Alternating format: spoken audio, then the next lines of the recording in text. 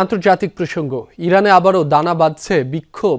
বিভিন্ন বিশ্ববিদ্যালয়ে মঙ্গলবার চতুর্থ দিনের মতো সরকার বিরোধী প্রতিবাদ আন্দোলন করেছে শিক্ষার্থীরা।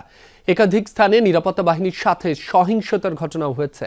জনগণের অসন্তোষ প্রকাশের অধিকার রয়েছে জানালেও শৃঙ্খলা ভঙ্গকারীদের বিরুদ্ধে ব্যবস্থা নেওয়া হবে বলে সতর্কবার্তা দিয়েছে খামেনি প্রশাসন।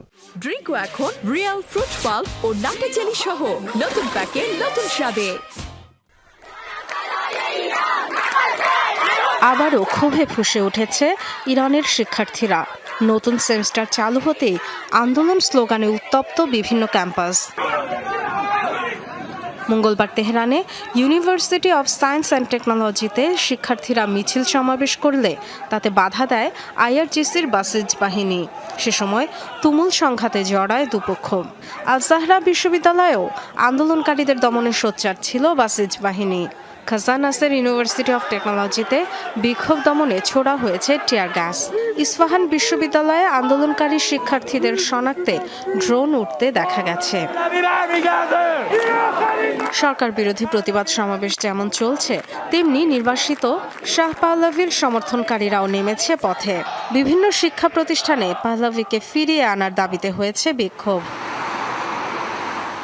শিক্ষার্থীদের প্রতিবাদ আন্দোলনের অধিকার থাকলেও সীমা লঙ্ঘন না করার বিষয়ে সতর্ক করেছে প্রশাসন। বিশ্ববিদ্যালয়গুলোয় বিশৃঙ্খলা সহিংসতা মেনে নেওয়া হবে না, ব্যবস্থা নেওয়া হবে শৃঙ্খলা ভঙ্গকারীদের বিরুদ্ধে, এমন সতর্কবার্তা দিয়েছেন বিজ্ঞানমন্ত্রী হোসেন সিমাই। জনগণের অসন্তোষ প্রকাশের অধিকার রয়েছে বলে আখ্যা দিয়েছেন প্রেসিডেন্ট মাসুদ পেজেশকিয়ান। জনগণ আমাদের ওপর অসন্তুষ্ট এবং সে অধিকার তাদের আছে, কিন্তু দায়িত্বে থেকে তাদের অসন্তুষ্টি মেনে নেওয়া এবং নিজেদের মুসলিম হিসেবে দাবি করা আমাদের জন্য কষ্টকর।